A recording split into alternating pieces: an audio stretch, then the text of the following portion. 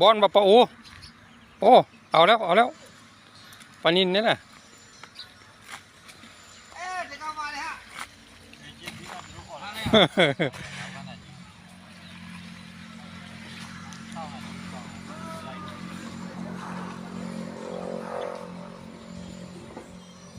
ลูกน้องว่านแห่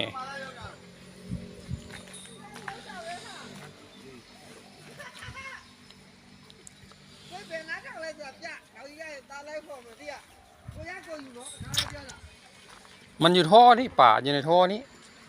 เอาแห่ไปรัดแล้วก็ไล่ไปใส่ท่อไล่ไปใส่แห่ได้เขากวนมันก็เข้าท่อมันเข้าไปในท่อมัน